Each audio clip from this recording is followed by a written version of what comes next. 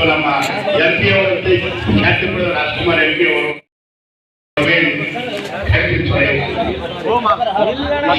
ಈಗ ಎಲೆಕ್ಷನ್ ಇದೆಯಲ್ಲ ಸರ್, ಕರ್ನಾಟಕದಲ್ಲಿ ಎಷ್ಟು ಸೀಟ್ ಬರುತ್ತೆ ಸರ್ ಕಾಂಗ್ರೆಸ್? ನಮ್ದೇ ಬರ್ತದೆ ನಡ್ರಿ.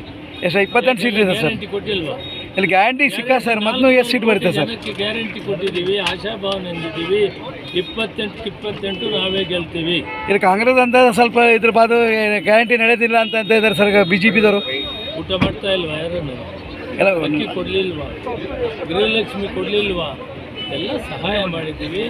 ತಾಯರಾಗಲಿ ಎಲ್ಲರೂ ಕೂಡ ನಾವು ವೋಟ್ ಹಾಕ್ತಾರೆ. ನಾವು ಖಂಡಿತವಾಗಿ ಗೆಲ್ತೀವಿ. ಇಲ್ಲಿ ವಿಶೇಷವಾಗಿ ಒಬ್ಬ ಯುವ ನಾಯಕನು ಅತ್ಯುತ್ತಮವಾದಂಥ ಸೇವೆ ಮಾಡುವ ಸ್ವಾತಂತ್ರ್ಯ ಹೋರಾಟಗಾರ ಮನೆಯಿಂದ ಬಂದಿರುವ ಕುಡಿ ಭೀಮಣ್ಣ ಖಂಡ್ರೆಯವರ ಮೊಮ್ಮಗ, ಈಶ್ವರ ಖಂಡ್ರೆಯವರ ಮಗ, ಅವರದೇ ಆದಂಥ ಸೇವೆ ಇದೆ ಈ ರಾಜ್ಯದಲ್ಲಿ, ಈ ಜಿಲ್ಲೆಯಲ್ಲಿ.